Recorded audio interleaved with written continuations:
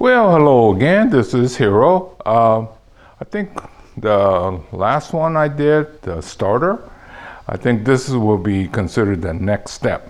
So this will be young bonsai in training. So in order to make a good bonsai, you have to go through all these steps, right? Okay, now this one here, probably 3 to 4 years, possibly some of them might be 5, but they're relatively young. And basically, you know, we were working on our main line, right? And now we're getting more definition. So this was one of the olives. Is this ready as a bonsai? No. Well, it depends. For some people, this will be a bonsai, but I have a little bit higher standard, and I would think that another year or two will be better. Well, in this batch I have 3 olives. Well, I brought 10 plants altogether. So let's see what we could do here, right?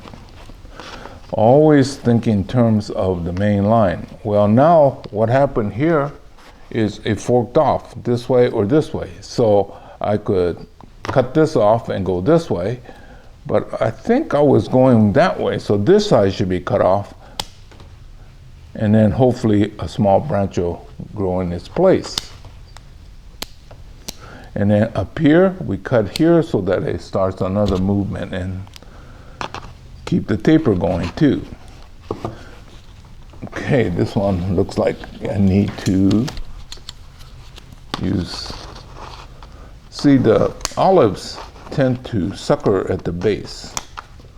So, but that's why it gets bigger faster. Well, here's another olive. Well, I guess if I pull this out, you can see better. See how it suckers here? So these suckers get removed. Well, this one could be kept as more of a sacrifice branch, like this one here. And then up on top here. This is not a permanent, we're just trying to get some major line going. So I'll go ahead, and I need to put some fresh soil before I put it back. Okay, well, let's go with this Chinese elm. So I'm thinking this is the front this way, and this one went too far. See, there's no taper between here and there, so if I cut to here, then there will be a taper and movement. And this one's getting too thick. Chinese elms love the heat. We're in the first week of August. And yeah, I probably should clean cut this right here.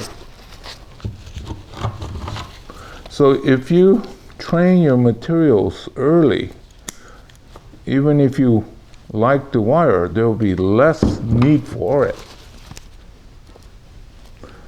I've seen in books where they take the rebar and try to bend the wrong branch and things like that. That's just unprepared material, that's all. Well, I guess there was 2 elms. Okay, up here, hopefully you can see it. It's bulging. See, I let it go too long, but there is a good branch here that I could cut to and get rid of that problem. See, remember I was saying that you gotta watch the apex because it could get thicker. Well, right in here, so many branches, and I just went like this, right? So it's bulging, but I could cut it to here. Yep, and then cut it to here. Now I've got the movement and taper. Well, there's a drastic change here, but it will catch up because elms and most plants tend to be top grower. So a lot of times that's how we force our taper. So always keep that in mind, taper and movement.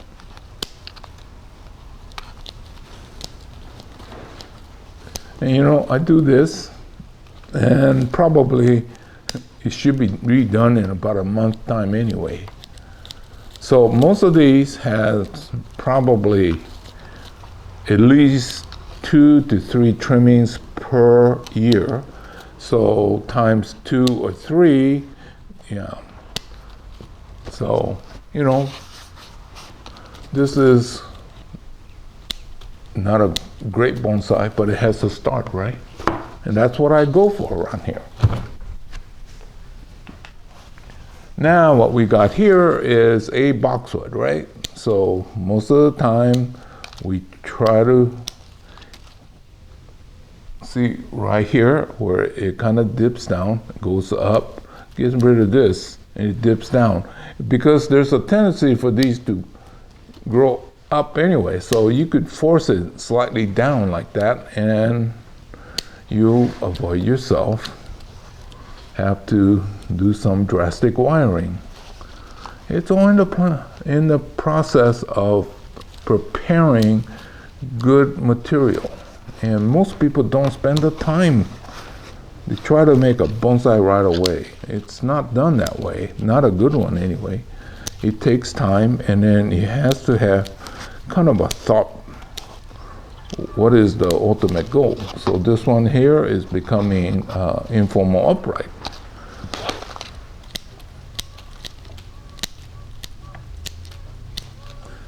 You know, for a lot of people this might be a good bonsai, but to me it is just material that still needs refining. See, so this has been the boxwood. Okay, this is a Trident maple. These are all vigorous growers. I think this one might be a little bit older, 5 or 6 years old. Well, what can I say? I have too many, so I can't keep track. And so I'm trying to get this cut without you getting all confused, because I hold these at a weird angle, but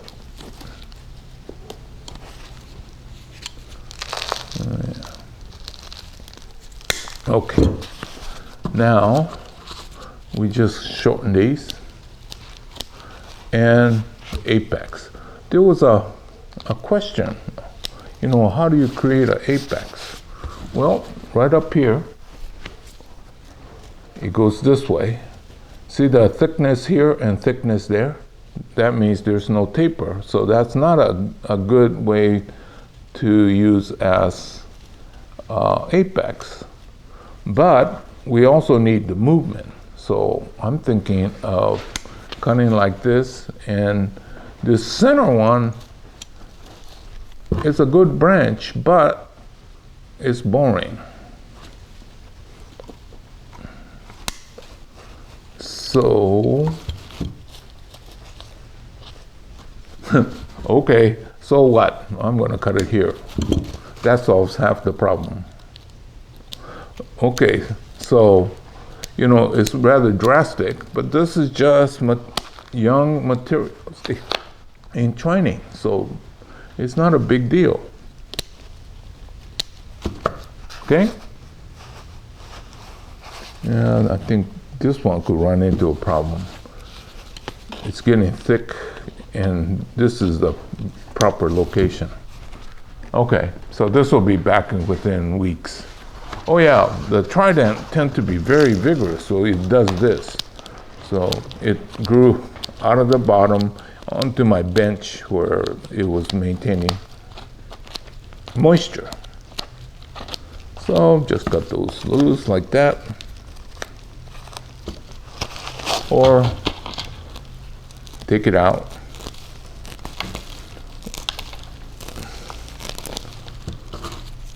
This will be even better. See, this particular Trident is so vigorous that it does this. And all you have to do is just take it out, cut it, and stick it back in.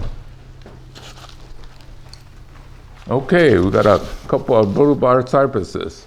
These down here, we don't have to worry about. That could be sacrifice branch. Up here, where we want to define our apex, so do we want to keep going this way or that way? I want to put some movement, so I'm going to go with that. But this one here, if you don't shorten it, it'll compete with this. Remember I was saying all the branches want to become the new leader.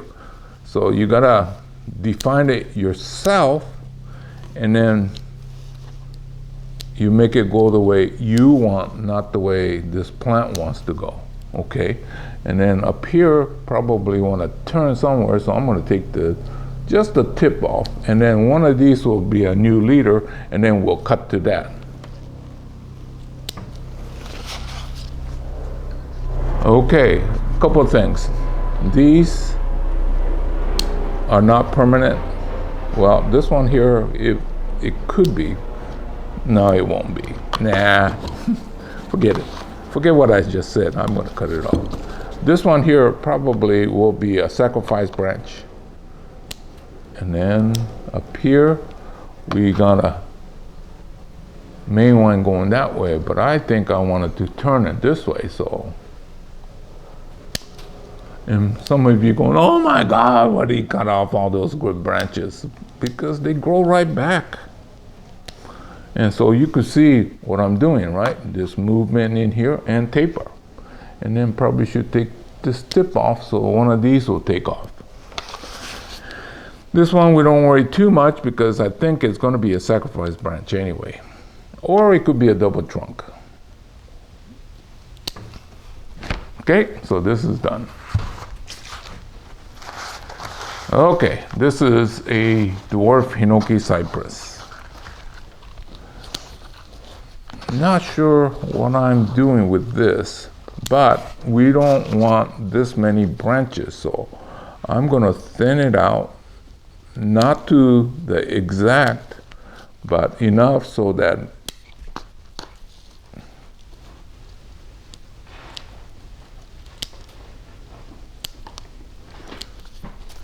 see? And then this one here, probably keep it long as a sacrifice branch, but not so long that it looks out of proportion.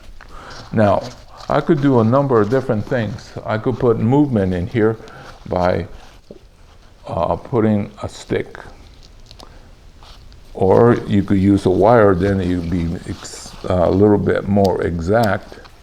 But like I keep stressing, I'm trying to create workable materials for people to buy, right? Especially like this stage. So I'm going to keep it like that. But you can see that it's starting to have some definition, right?